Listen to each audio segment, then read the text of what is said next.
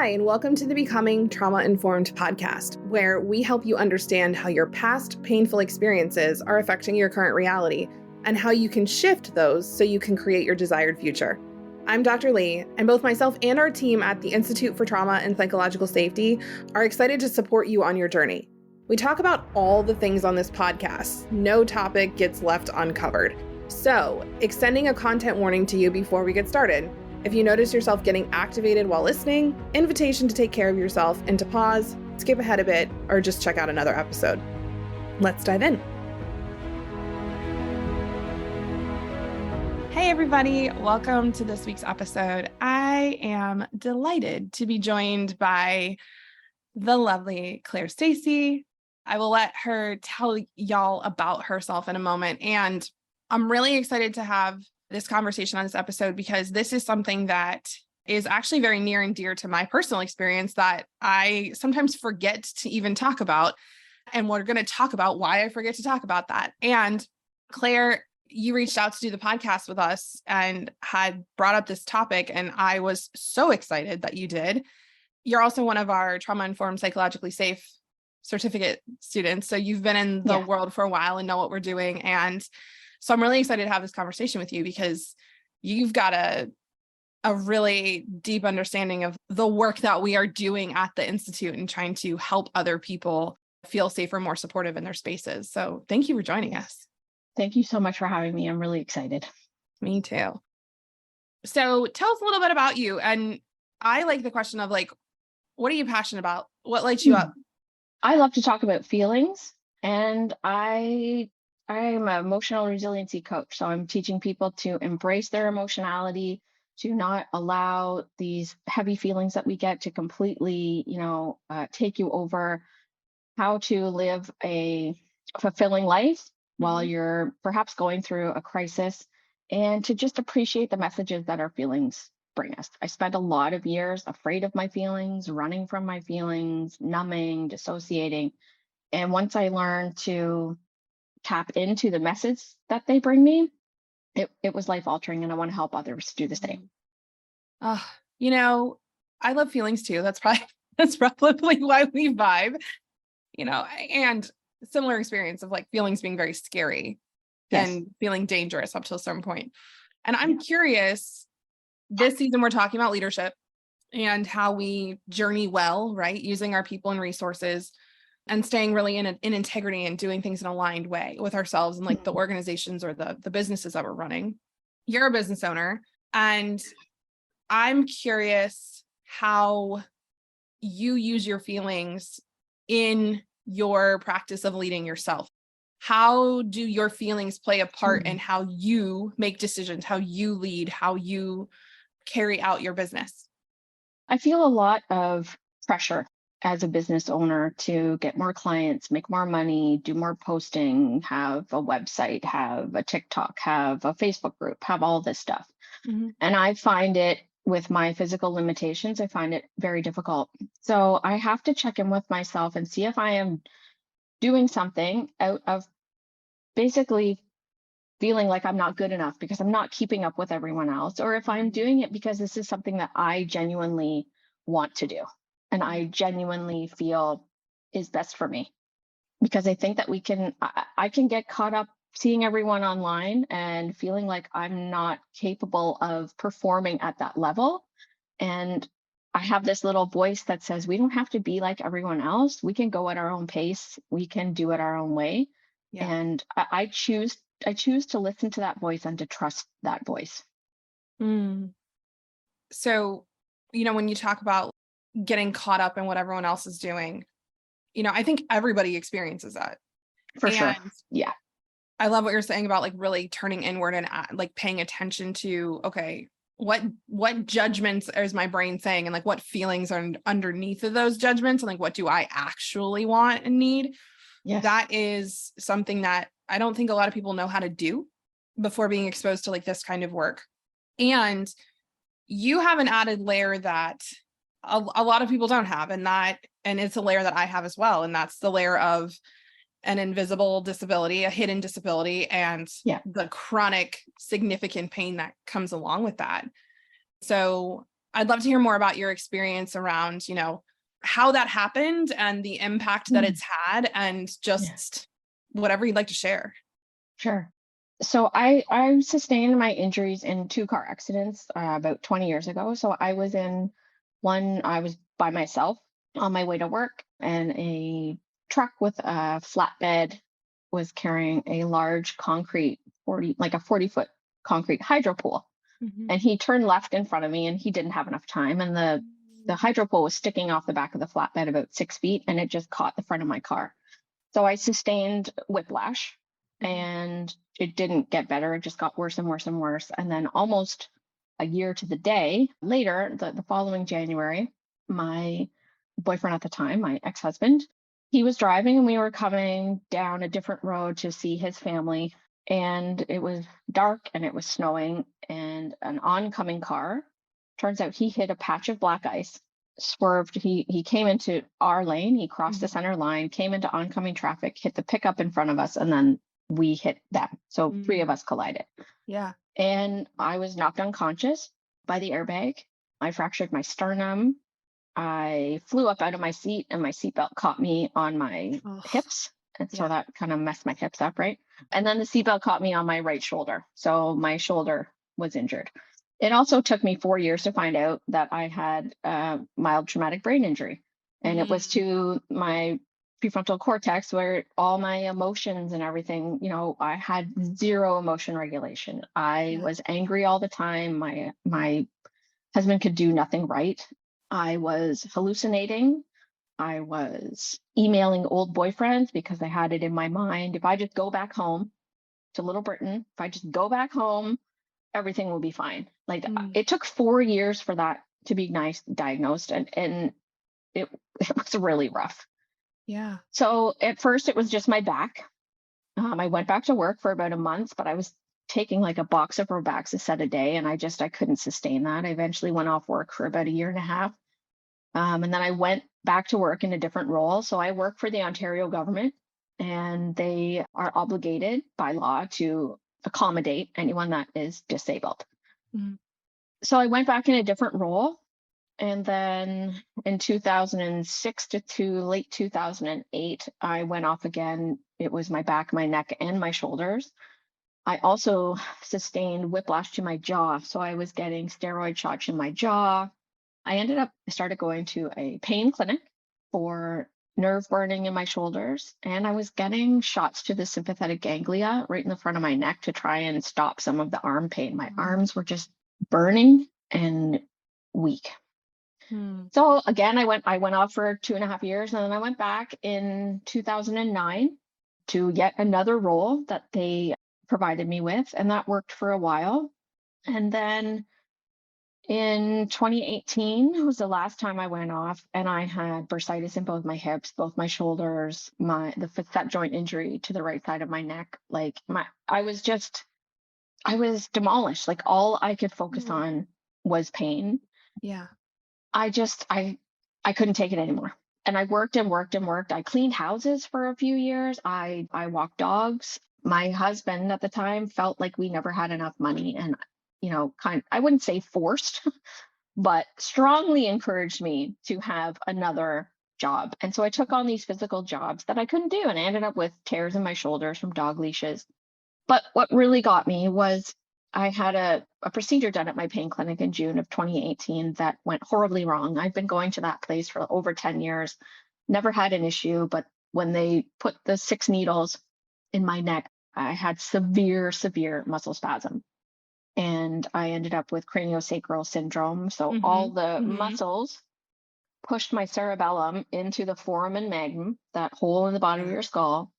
And so not only was it like a sledgehammer to the back of my head with pain, but I was having constant panic attacks, because that's right. What that part of your brain does. So it was like I was in my body. I could feel my eyes darting around the room. I was like almost hyperventilating. I was having constant panic attacks. So I was on a pretty high dose of clonazepam. It took 4 months for me to be able to sit up. I just laid down and cried. I couldn't sit. Then I started to be able to sit with something behind my head for a few minutes at a time. And I was told, like, you can be on disability. You don't have to go back to work. These are severe enough injuries.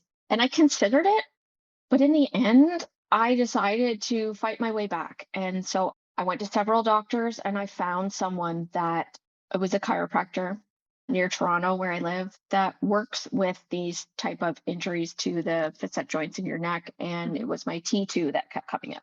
Hmm. And then this doctor referred me to another doctor. I started to get Botox injections in my shoulders and my pecs and my traps and the back of my head to help take some of the pressure off the facet joint in my neck. And I will say that the number one thing that helped me regain some of my physical abilities and decreased my pain was I left my toxic marriage. Hmm.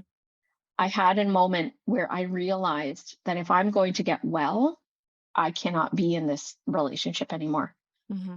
So within a few months, I had separated from my husband, and just not having that toxic energy around me all the time, my muscles started to unwind. I started to get stronger, and I started to have hopes and dreams that I never thought that I would have. I gave up. When you're in chronic pain Yeah. all the time, right? Like you just give Yeah. up. And I just thought, this is as good as it gets. I'm going to go to work. It's not a good marriage, but he provides a roof over my head, and this is all I'm never going to have. Hmm. But then I started to work on personal development, and I started to love myself. And I realized even though my body may not function the way I want it to, I have value as a person and I deserve to be happy. Ooh, I just got chills, right? Yeah. What you're speaking to, thank you for sharing that. That's a lot. And, what's really fascinating is there's actually a book called The Body Bears the Burden by Robert Scare, which is kind of an interesting name for a trauma guy. It's a very, very analytical book. So it's not like, this isn't a layperson's book. I don't recommend it if you just want to learn about trauma. And from a clinician perspective, it was really eye-opening for me because I didn't realize how often car accidents are, especially from a whiplash perspective, if we have past trauma and get into car accidents and develop it, we are way more likely to develop whiplash and these symptoms that are very severe. Yeah. And the pain levels can be out of proportion with what we're seeing on imaging or what we can see with our eyes or see with our equipment. And so a lot of times as clinicians, we kind of discount. We're like, well, there's no way you're in as much pain as you're in because, we can't find anything or we can't see anything. Or even if they can see things, they're like, well, it's not that bad. Right. And that is one of the places where I would say I want to fight people in the medical community the most, or in the healthcare community the most, because as somebody who has chronic pain as well, and I don't have chronic pain from a specific injury. I have something called Ehlers-Danlos syndrome, which is a hypermobility syndrome. So I've dislocated every major joint in my body. I have like a lot of scar tissue from all of those dislocations now that I've gotten older. Right. And so my tendons and muscles and joints just don't work the way that they're supposed to. Right. And so chronic pain has been something that I've had since I can remember. Like I remember being in pain as a kid, Wow. And so it is hard to lead yourself when your experience inside of your body is consistently invalidated by people who, quote unquote, know what's going on with your body. Yes. And it sounds like you had a lot of experiences with the healthcare community over those years. And it sounds like you also had some phenomenal providers in there that really supported you. I just want to witness you around. I can only imagine what that experience has been like. And another place that I see the invalidation happen is in the workplace. So I'm going to struggle to lead myself in a way that I know is best for me because my workplace doesn't allow me to do that. So, I'm a 7 out of 10 pain today and I'm supposed to work a 12-hour shift, but if I call off of work, I may not get written up. Maybe I've got short-term disability, or I've got the paperwork that HMLA, or I've got things that allow me to take those days off. And there's still a lot of times a underlying sense of judgment from Oh yeah. bosses, colleagues, other people for when we use that. So I guess I'm curious your experience with all of that. So the one thing that I have struggled with actually recently is feeling like you're doing your best and it's not good enough for someone else. It's not good enough for my employer. Mm-hmm. For a while, I was struggling with being late because I wasn't sleeping. Yeah. I finally got a CPAP machine 4 months ago, and I'm like a different person.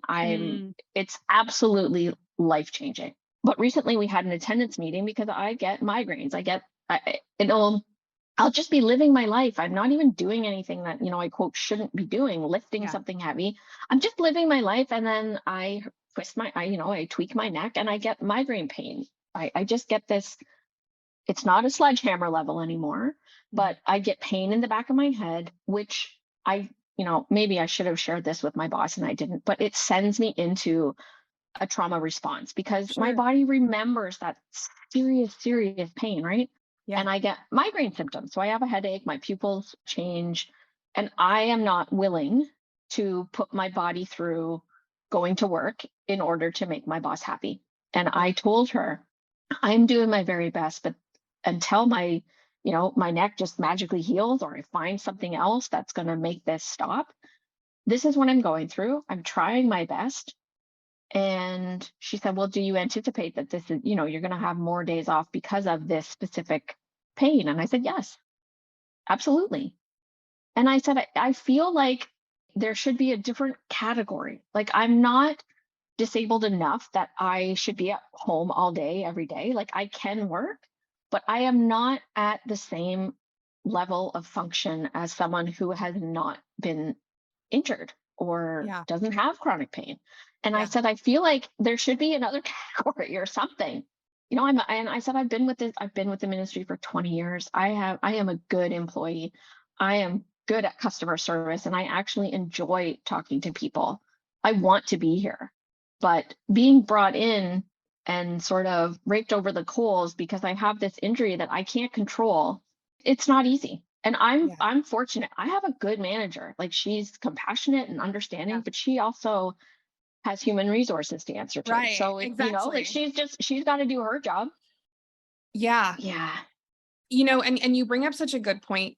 I think a lot of times when we look at situations like this, we look at them from one of two perspectives and forget that there's other perspectives.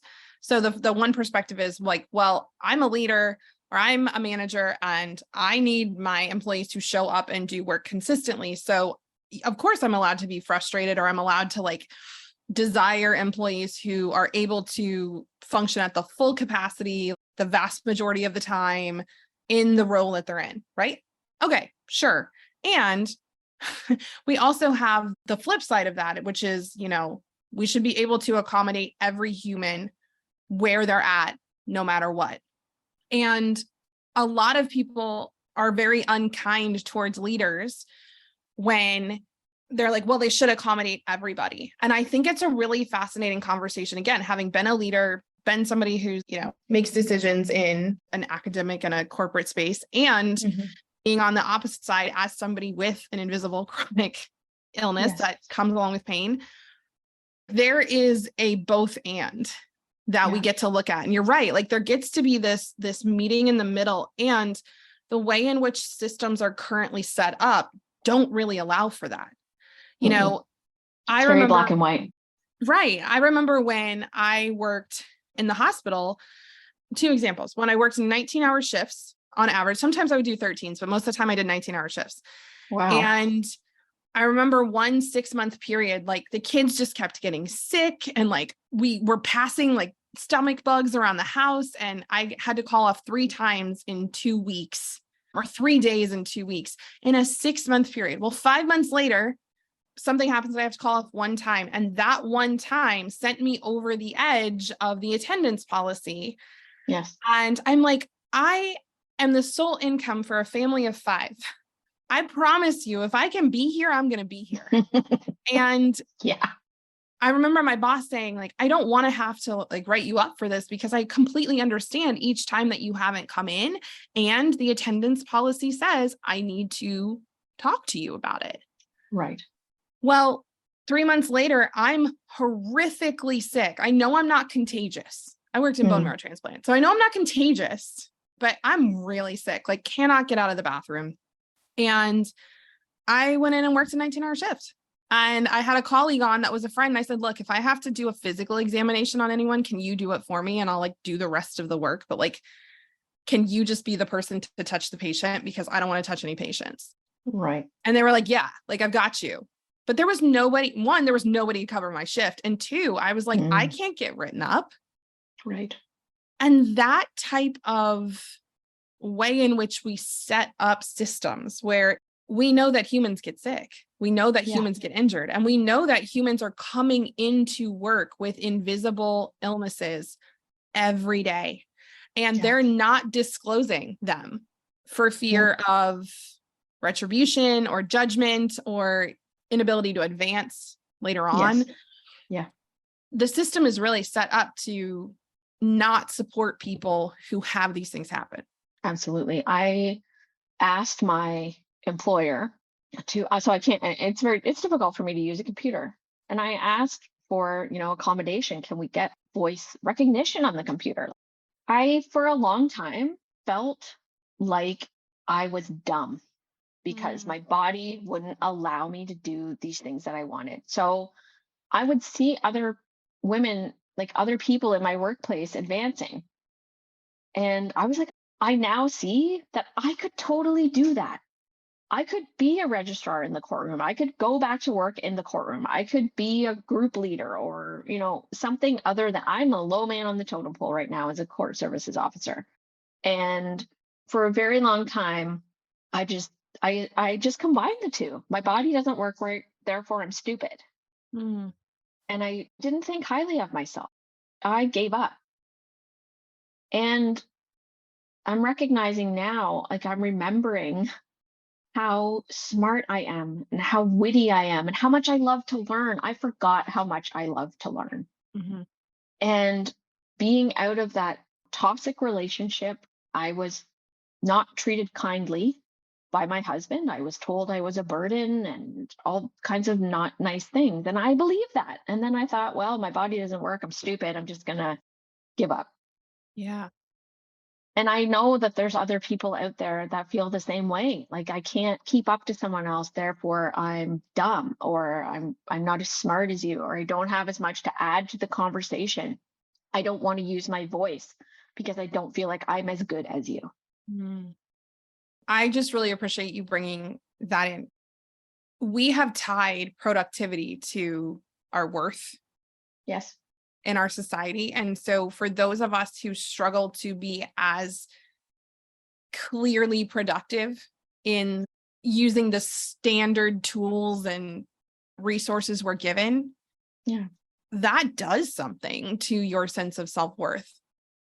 I used to teach 300 students at a time, and it was fascinating to me how many of them probably needed accommodations. Yeah. Or could have really benefited from accommodations that never even knew to ask for them because they had internalized it's me. I'm stupid. I'm not good enough. I'm behind. And so I just need to try harder. Yep. Right. For me, it was always like, I just need to push through the pain. Right. And it wasn't mentally as much as it was physically. I just need to push through the pain. Part of the reason I became a nurse practitioner and didn't stay as a bedside nurse was because my body could not handle it. Right. Especially in the intensive care unit. Like you are turning people who are 300, 400, 500 pounds. Like you are lifting and scooting and you're doing so much manual labor. I don't think people realize how much manual labor goes into being an intensive care nurse. And that was one of the things I realized, like when I left that job, is I was like, oh my gosh, my body is so much happier now that I'm not in that situation. And I had made myself wrong for that. I was like, oh, well, I couldn't hack it. And it's like, no, the way in which you were created and the way in which your life has played out, that's not the right spot for you. And so something I've become really passionate about, especially leading our own team and creating programs, is, how can we like offer people accommodations, as many accommodations as possible, where they don't even need to ask for them. They are available for everyone. And also, can we go in individually and say, hey, is there anything else that you need? Right. That's amazing. Because it can be so hard as a person that needs accommodation. Like you said, it is hard to use your voice and say, I'm struggling with this. This is my challenge and I need help. Right. It's hard when you feel like it's your fault, and there's so much, there can be so much shame associated with being disabled, right? And it's hard to say, I can't do this. I need your help. Yeah. And it's not even our, it's the physical disabilities. It's also the mental. And I think that we're doing our psychological, and I don't want to call them disabilities, but things that change our ability to be productive based on, again, the standard, the standard resources that we have. Yes. We talk about leadership. Leadership is using the people and the resources that you have. And for some of us, we are coming to the table with different resources. That doesn't mean they're worse. It just means they're different. And so I may actually, as an employee, bring some really great resources to the table that nobody even sees because they don't look like the traditional things that we're looking for. It is, I think, you're right. It's so hard to ask. It's so hard to say, like, hey, as an adult, I have ADHD. And so sometimes I squirrel. So if you if you call me and leave a 5-minute voice message, that's going to be I'm not going to answer you for 2 weeks. Yeah. Because I got to work up the spoons to be able to answer the message. However, if you text me, after you call me and leave that voicemail and you're like, hey, I just wanted to tell you this is what it's about, then I can go listen to it. Right. So being able to ask for those accommodations. Yes. Recognizing what you need, owning this is me and this is okay. And I'm going to voice that need. I'm going to ask for that need to be met. And then, it's up to the other person whether they want to or not. My eyes were opened when I met my now partner, my boyfriend, who is dyslexic. And I'm a big reader. I'm not big on watching videos. He watches videos a lot because reading for him is difficult. And I thought, wow. And so now I'm noticing on different websites, and I have a copywriter friend who sent me her new program as a beta test. And so for all her text, she has an audio at the bottom.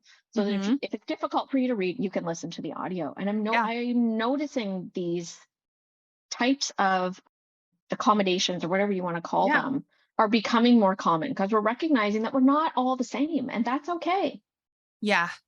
And even that word accommodations, I think a lot of people hear it and they go like, oh, we have to do extra work for these people. No, it's really not extra work. That's not what that means. It's really not that much extra work. Like, I promise you. And the impact that it has, the return on investment in that little bit of work that you have to do in order to ensure that things can be used by everyone it's exponential. In our programs now, we have a video that you can speed up the playback speed, or you can slow it down if you need to when we do recording. We have captions live. We have a transcript that we put with every video that we do, in our courses.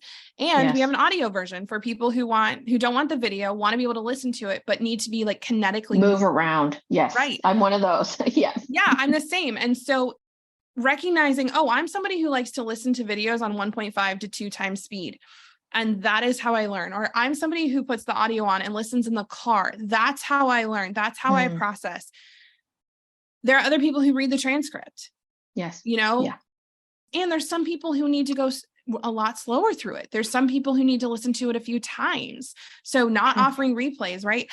From an entrepreneurial standpoint, because I know we have a lot of people in that space listening, there is so much you can do for people who have invisible illnesses or disabilities, or who need accommodations that they're built into the tech that we can buy now. They're so Yes. easy to do.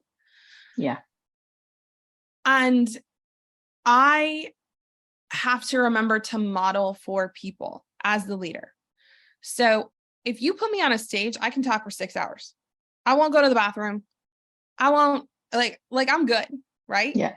And I have to be really conscious about that because I have to ask myself, what example am I setting for other people? Am I modeling that we should all be able to go 6 hours without a break?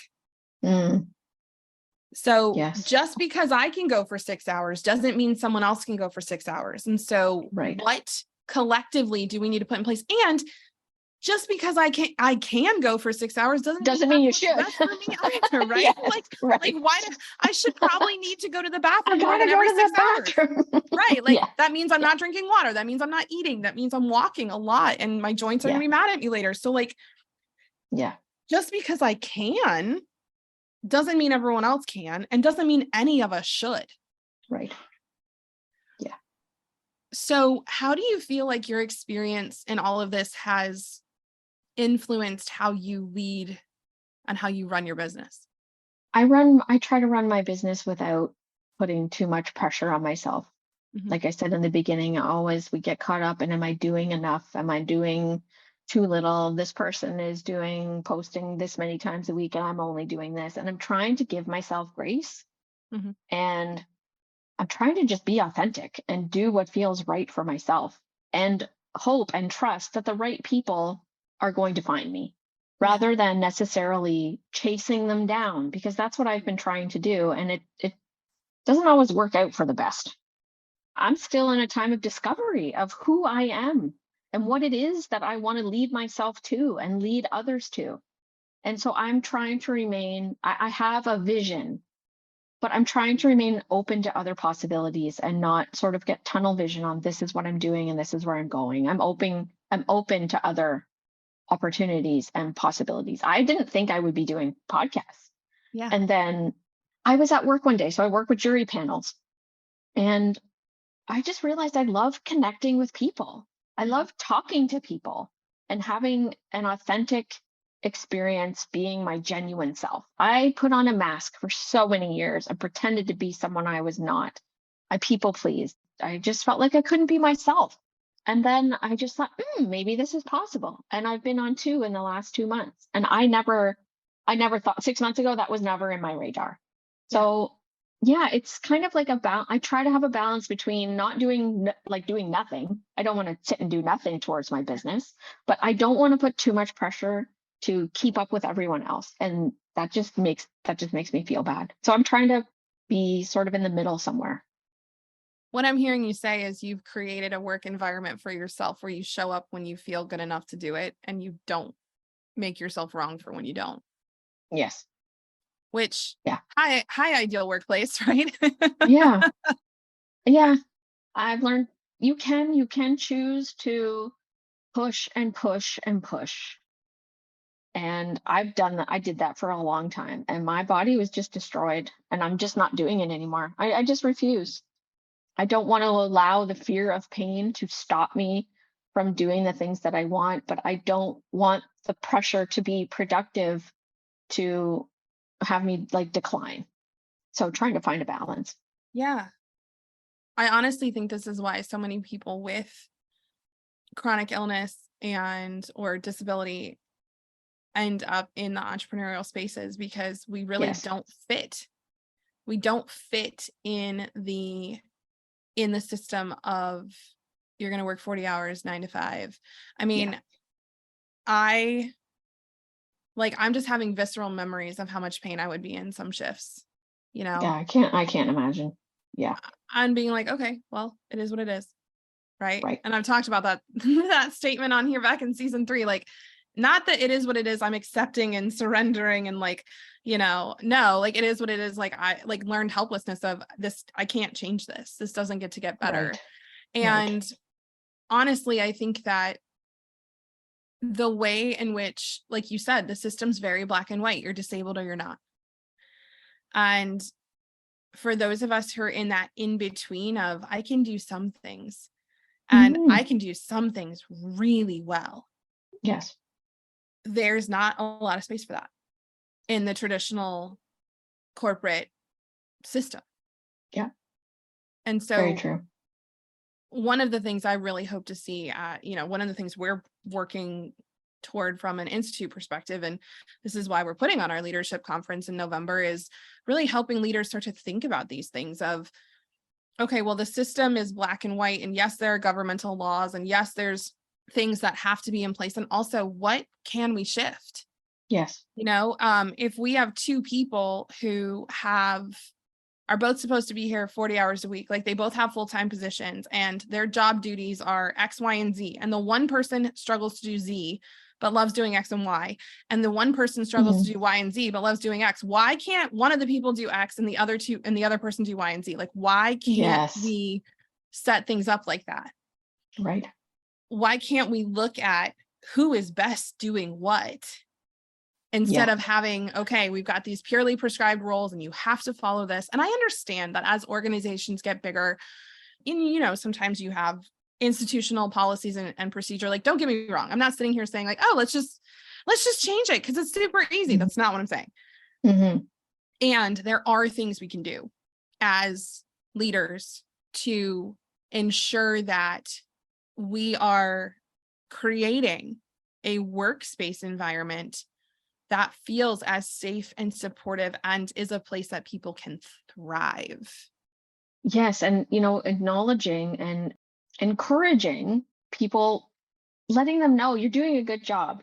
Yeah. This is what you excel at, and you're doing a marvelous job, rather than, we really wish you could do X, Y, and Z. Right. In almost every other place, this is a mindset shift, because for so many of us, we're taught to try to fix your weaknesses. And one of the things I've learned is I figure out, what do I need in order for my weaknesses to not be hindrances? And beyond that, like once I've sorted that out, how do I mitigate this weakness? Not how do I get really good at it? How do I mitigate the effect of this weakness? Maybe it's by hiring someone else. Maybe it's by putting a system in place. Maybe it's by whatever. Yes. Once I've done that, my focus is on what I'm really good at. Right. And so often in these traditional roles, what we actually ask people to do is, we're not like, hey, you're really good at this, let's have you do more. Or how do we figure out how to help you do even more? We say, okay, well, you're really good at this, but you're not good at this. So I need you to spend time getting better at this. Right. Yes. And that actually encourages mediocrity. And it encourages burnout too, because if I was good at it, if I, like, you think I haven't tried to get better at that by now? Yeah, that's demoralizing, really. Right. Like, I'm trying, man. I'm trying. Right. And all of these pieces of what we're bringing to work, whether it's chronic pain or a chronic illness or whatever. Yeah. Maybe we just have kids. Maybe it's a kid or a partner or a family member that we're also caring for, because that can affect us. Absolutely. How do we allow people to just be more human? Yeah. In their work. Yes. And let's be real. When it comes to a sick child and one of the parents has to take a day off, it's typically the woman. It is typically the woman. And yes. That's not taken into account when you are counting up people's sick days. Are you male or female? Do you have children or not? Do you have, that's totally unfair. Yeah. Actually, in academia, it was a breath of fresh air. It was, if you're sick, you're sick. If you're sick, you're sick. Now, I'm sure that if I had been sick enough, we would have had a conversation around it. And it was a lot more lax of like, if you're sick enough to not teach, cancel your class. If you got to work from home today, work from home today. And that's another place that we didn't even touch on that is such a big thing. But this whole, we need people to return to work. Why? Right? Yeah. Why do we need people in the office? Because I agree, there are some places where it actually makes more sense to have people in person. Like I taught skills lab on the computer. Kind of neat. I taught people how to suture over Zoom. That's not ideal, right? No, that's not ideal. That's a return to school situation, right? Yeah. Like everybody needs to be on campus for that one. And Yes. there's so many things that we say, you need to be here because it encourages community and connection. And, we have a better idea of what's going on, or it increases productivity. And like the data on that really doesn't track. No. If People are more productive when they can be at home, not racing around, trying to get to the office, getting the kids ready for school, Right. distracted. If you can be at home and comfortable and not like, you feel like you're giving up your time in order for something else, then you're more productive at work. And I don't know, maybe I think some of these companies are just justifying having these buildings that they don't really Yeah. need to have this Uh-huh. rent for. It's like, oh, well, we got to fill them with people. Well, maybe you Uh-huh. downsize. Maybe you get rid of the giant building and you get Yeah. a small building, and we all come we take turns coming into the office once a Yep. week. If that is really all we need to do. Right. Yeah. And to be fair, there are people who work better at work. So Yes.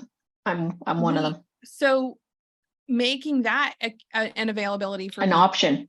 right? Yes. An option. Yeah. But like, can we have the option? Can the people who Yeah. are like extroverted and who love like coming to a space and connecting with other people, can they have desks, and can other people be at home? And like, Yes. do we have to make it weird? Right. And I guess another way to say that is, do we have to make it standardized? And I think we have this idea that we have to make everything equal in order for it to be fair. And one of the statements that, we haven't gotten there in trips yet, but you're going to hear me say in like September, equality isn't fairness, right? Like we want equity, we want inclusion. What barriers are in the way of preventing people from thriving and participating? Right. And every single person in our program may need something slightly different. Can we make a conscious effort to try to figure out however we can to support people in those different needs? Right. Not guaranteeing we sometimes we can't meet a need.